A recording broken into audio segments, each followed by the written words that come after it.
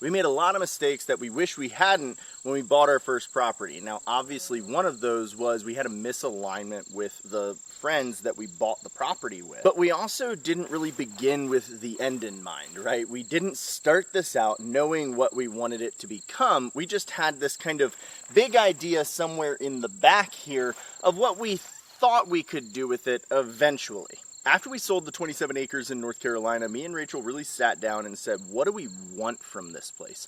What are we looking for? And we made that non-negotiable. We said we wouldn't settle for anything that wasn't this. Now, we made a checklist and we knew we weren't going to get everything on the checklist, but as long as we had the absolutely non-negotiables covered and we had most of the things, this allowed us to look at properties and filter them out without wasting our time driving hours and hours away to go and see a place that probably wouldn't work out. Now, this was also a couple of months after we had read the book 1 Second After. And this really played a pretty pivotal part in choosing some of the things that went onto our non-negotiable checklist. So over the next few minutes, I'm just going to go over everything that's on our checklist, why it's on there, and why we thought it was important, not only for the long-term plan of our property, but also for the potential survivability of an EMP attack. The reason that an EMP attack really resonated with us wasn't because we think that that's going to happen. Now, is it possible? Sure. But we figured that if we planned for an absolute grid down, nobody's coming to help you scenario, that would help us be prepared for kind of anything. We're good with natural disasters. If we get cut off from the road, we'd be fine. It helps to just further our agenda of having a family compound permaculture homestead. So let's go through the list. The first item on our list was we wanted between 60 and 100 acres. Our long-term goal is that we can build additional housing on this property so that way when our kids turn 18, if they don't want to go anywhere, they already have a house already built when they turn 18 or when they get married, and they can move into there with no rent, no mortgage, nothing, and they can start their life from there. Our hope is that they'd like it enough that they'll want to stay, but if they don't want to, it'll be owned by a trust and they always have a place to come back to. And I know some of you are probably thinking, well, you can definitely have people live on way less than 60 or 100 acres, and that's definitely true, but with the goals that we have, we not only want this to be somewhere where our family could stay if they wanted to, but we want it to be somewhere where they want to stay. We want to have recreation on the property. So we want to be able to do anything we kind of want to without ever having to leave. This also includes things like cutting off portions of the property to just leave wild and kind of untouched so that way deer and other wildlife continue to be around. And not only does it create a food source for us, but it's also a recreational activity of going out and hunting and trapping and doing other things like that. If you're looking at land, really consider what you want it to be 50 years from now. If you're just looking at somewhere you're going to live for 5 or 10 years, then maybe this doesn't take as big of a consideration. But again, for us, we want to be able to pass this down through a trust to our kids, our grandkids, and hopefully our great-grandkids and beyond. We wanted to have a house on the property already here. We had already played the game of let's live in a camper on raw land and build our dream. And frankly, it just wasn't for us a second time. This one actually wasn't one of the non-negotiables, and there was a lot of times during the home buying and home looking process that we considered buying raw land again and getting a camper, albeit a newer, bigger, and nicer one that we could live on while we did build out our dream home. But primarily, we were looking at properties with a house already on it, so that way we didn't have to figure out how to establish ourselves and go through all of that. We could place our time on actually developing the land, developing the homestead, and building out the dream that we had. And this isn't the home that we'll live in forever. We want to build our dream home, but that's gonna come down the road and we're gonna pay cash for it whenever we can afford that. We wanted hilly terrain. We didn't want super steep mountains, and we didn't want the flats that you see out in the Midwest. We wanted kind of rolling hills, probably not for the reason that a lot of people think. We wanted this for water and irrigation. In the long term, and I mean the long term, we want to set up our gardens on south sides of the hill and then be able to set up water and rain collection at the top of the hill and just be able to gravity feed all of our watering for all of our gardens. So that way, no matter what, we can water our gardens. We don't have to worry about how to get the water to them. And it's all done through natural means with, again, a gravity feed. Yes, the hills and the views and stuff like that are nice, but that wasn't really something that we took into account. The fact that our house is kind of at the top of our property was actually something of a negative for us, because it means that we're gonna have to either build a water tower or find a place that's higher than our house on our property to be able to do water-fed or gravity-fed water into our house. But the rest of everything we do can be gravity-fed. We wanted a mixture of cleared fields that we could use as pasture immediately for animals, and also woods that we could eventually transform into silvopasture. One of the ideologies we took from our first property was we would rather remove trees and add grass than have to spend the next 25 years growing good trees. The problem with that though was we had no clearings. That property was 27 acres of woods and it was dense. So the whole time it was difficult for us to try and get anywhere. It was an uphill battle fighting trees, roots, limbs, and vines literally every foot of the way. We wanted around 5 acres cleared so that way we could get sheep, cows, chickens, and everything on pasture right away.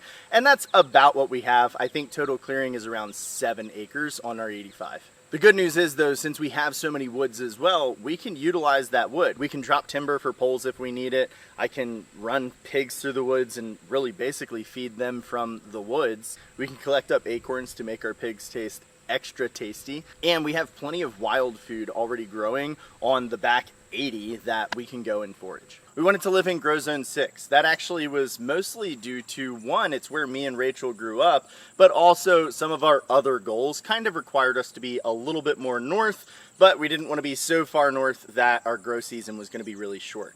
We thought that 6, 7 was going to be really nice, and that's exactly where we ended up. Actually, according to the 2023 USDA map, we're right on the line between 7A and 6B. This means that we can grow multiple sets of crops in a single grow season, or if it's like this year, we can grow a second set of crops after our first one failed.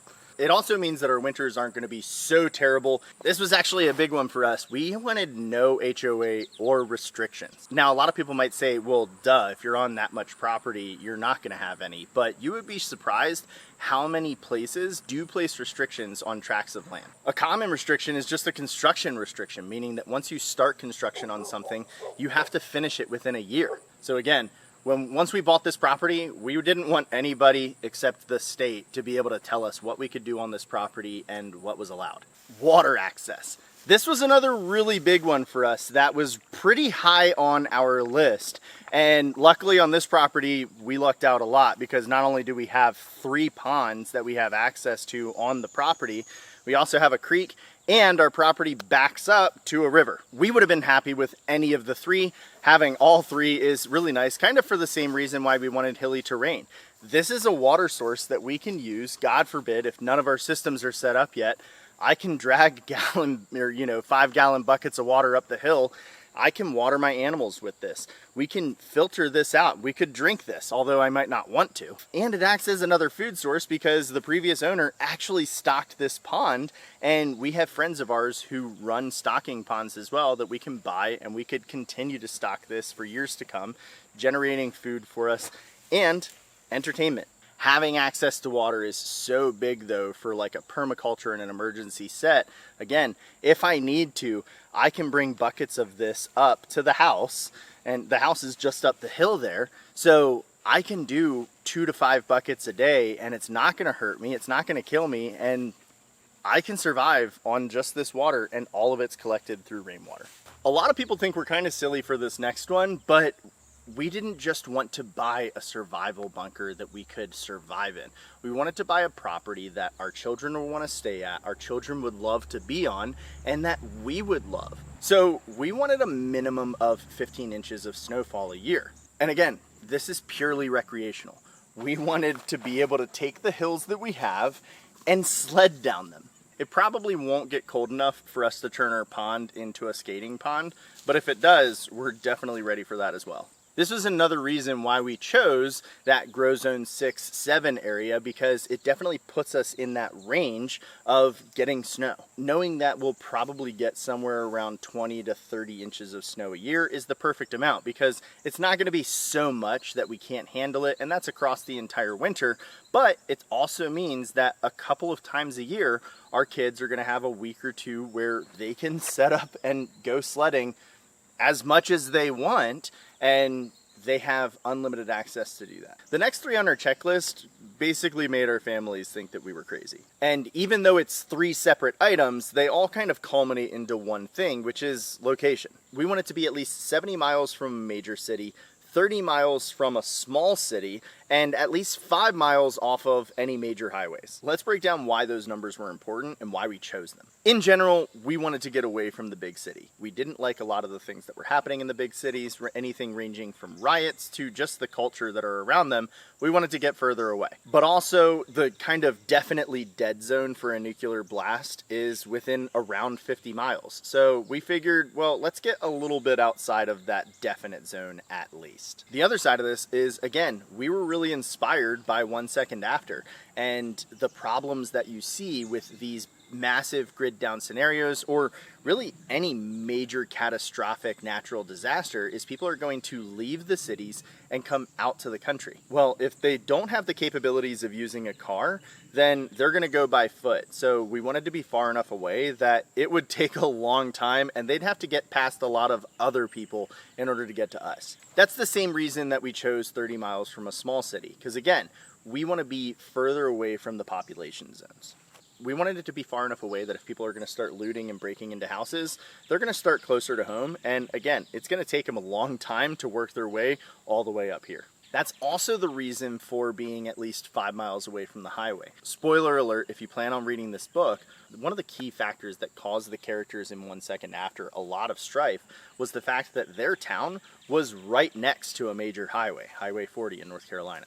When people have to evacuate their city, especially on foot, but also in a bike or a car, they're going to take routes that they know. Most people rely on GPS nowadays, and a lot of people don't know the back roads and don't know the small roads. They're going to stick to where there's clear signage and where they can figure out where they're going. And even though 5 miles doesn't seem like a lot, you can get pretty lost if you're 5 miles off of a major highway. Now for us, we happen to have found a place about 20 miles from a major highway and about 7 miles from a pretty popular thoroughfare. The other aspect we have going for us is we live literally on top of a mountain. So if anybody's on foot, they're probably not going to be trekking up the mountain, up a small little back road that they have no idea where it goes. Again, these were geographical things that allowed us to just knock off properties really fast without having to go out and look at them. We could zoom out on a map and say, okay, well, this place is this far from here. And we weren't using it as a concrete guide, but if something was 10 miles from a major city, it was out. If it was 65 miles from a major city, we were probably going to consider it. For us here, we're not really worried about that because a small city like Knoxville is still over an hour away. So it was no question on whether geographically this place would work. It definitely does. We didn't do all of this because we're paranoid or we think any of this is actually going to happen. But if we're prepared for a situation like an EMP attack with total grid down, no help coming from anywhere, then we don't have to worry about small minor emergencies and small things happening. We have backups for our backups, and we have ways of being able to take care of our animals, ourselves, and our neighbors if shit really hits the fan. Fun fact, the only thing on our list that we didn't get was a well. We wanted well water for all of the obvious reasons of being able to control our drinking water and obviously being able to attach something to pump it in the event that the power went out. But this one didn't have a well, and that's the only thing on our 14-point checklist that we didn't have when we bought this property. We had a budget of $500,000, and this was literally nothing more than that's what we felt like we could afford based on the amount that we made. If I could have bought a $7 million property and felt like we could afford it, we definitely would have. But if our financial situation had been different and the only thing we could afford was something under $200,000, that would have definitely dictated where we bought, what we bought, and how much we were looking for. One of the things that was definitely negotiable for us was we said that we wanted a barn. It would be super preferable, and we didn't really care how old it was or how big it was. Now, I have 2 barns on this property, an extra storage shed, and 4 2-car garages on top of the house, and a hunting blind.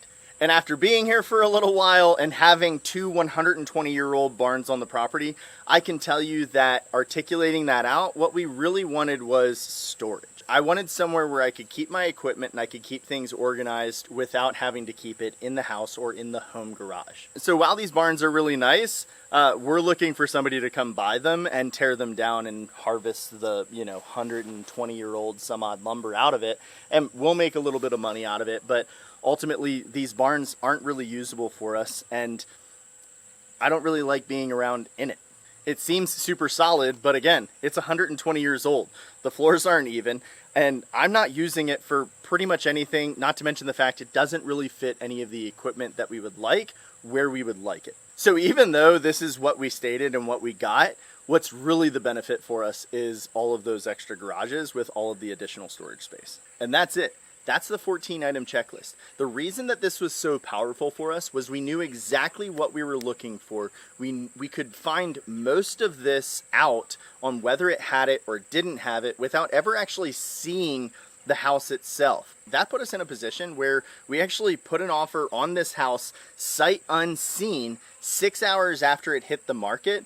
And by the time we were under contract, the agent told us that he had 10 other offers in, and the only reason ours got accepted was because we were the first person to offer, and they had already given us a contract back before they got the other offers in the next day. Had we not had this checklist really thoroughly articulated out, we probably would have missed out on this property, and who knows where we would have ended up or where we would have settled into. I'm going to leave this checklist right down in the link below. Obviously alter it for things that fit your situation, but I think it's a really solid place to start if you're looking to prepare for what we're looking to prepare for. And if you've never read 1 Second After, I think it'll probably really change how you approach prepping, preparedness, and just making sure that you're ready for the unexpected.